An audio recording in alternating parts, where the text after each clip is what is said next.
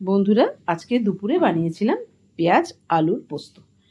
কড়াতে আমি তেল দিয়ে দিয়েছি। পেঁয়াজটা ডুমোও নয় আবার ঝিরিঝিরিও নয়, একটা মাঝারি সাইজের পেঁয়াজটা কেটেছি। পেঁয়াজটা আমি ভালো করে কড়াতে ভেজে নিচ্ছি। খুব একটা ভাজাও হবে না, জাস্ট একটু একটু ভাজা হবে। রঙটা অন্যরকম হয়ে গেলেই, মানে একটু রঙটা চেঞ্জ হয়ে গেলেই আমি পেঁয়াজটা নামিয়ে দিলাম। ওই তেলের মধ্যেই পাঁচফোড়ন দিয়ে দিলাম, আর কাটা আলুগুলো ডুমো ডুমো করে কড়ার মধ্যে দিয়ে দিলাম। ওটা একসাথে নাড়াবো।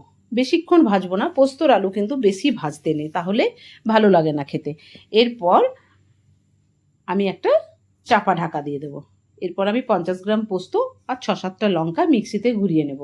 এরপর আমি দেখব একবার, প্রায় 5 মিনিট পর ফুল ফ্লেমে দেওয়া ছিল। তারপর আমি কিন্তু দেখলাম আলুটা বেশ ভাজা ভাজা হয়ে গেছে। নুনটা দিয়ে দিলাম, আর তার সাথে 4টে কাঁচা লঙ্কা চিড়ে আমি দিয়ে দিলাম। আমি যেহেতু পোস্ত যখন বাটছিলাম তখন আমি 4-5টা লঙ্কা দিয়েছিলাম বলে এখন মাত্র 4টে লঙ্কা দিলাম। এরপর আমি আলুতে জল দিয়ে দিলাম যাতে করে আলুটা সেদ্ধ হয়ে যায়। এরপরে দেখো, আলু মোটামুটি সেদ্ধ হয়ে গেছে আমার।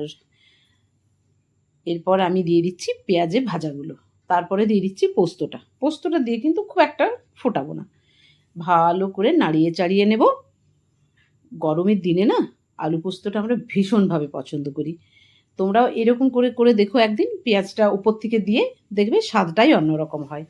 এরপর কিন্তু গ্যাসটা আমি অফ করে দিলাম, আর ওপর থেকে একটু কাঁচা তেল দিয়ে দিলাম। চলো বন্ধুরা, সবাইকে বাই বাই।